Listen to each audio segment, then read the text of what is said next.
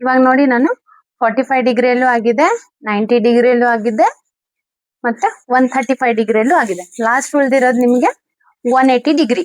So 180 degree ಎಲ್ಲಿ ಬರುತ್ತೆ ಅಂದ್ರೆ ಕಿವಿ ಇಲ್ಲಿ ಕಿವಿ ಇರುತ್ತಲ್ಲ, ಸೊ ಸೀದಾ ಸ್ಟ್ರೇಟ್ ಹೋಗ್ಬೇಕು.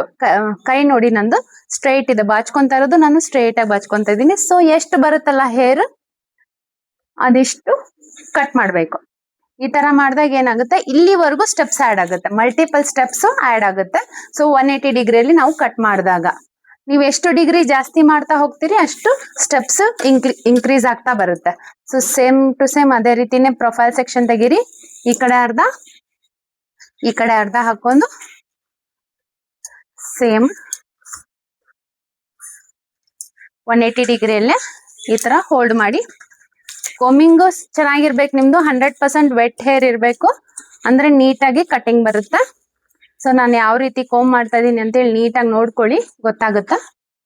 ಸೊ ನಿಮ್ಗೆ ಏನೇ ಪ್ರಾಬ್ಲಮ್ ಬಂದ್ರು ನನಗೆ ಹೇಳ್ರಿಪ್ಪ, ಸಾಲ್ವ್ ಮಾಡೋಕ್ಕೆ ಹೆಲ್ಪ್ ಮಾಡ್ತೀನಿ. ನೋಡಿ ಈ ತರ ನೋಡಿದಾಗ ನಾವು ಇಲ್ಲಿ ಗೈಡ್ಲೈನ್ ಸಿಗುತ್ತೆ. ಸೊ ಗೈಡ್ಲೈನ್ ಪ್ರಕಾರನೇ ಈ ರೀತಿ ಹೇರ್ನ ಕಟ್ ಮಾಡಬೇಕು. ನೆಕ್ಸ್ಟ್ ಇದೇ ರೀತಿ ಗೈಡ್ಲೈನ್ ತಗೊಳ್ಳಿ, ಮತ್ತೆ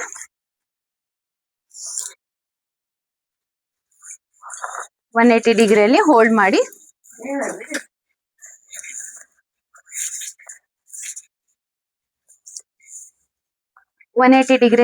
ಮಾಡಿ.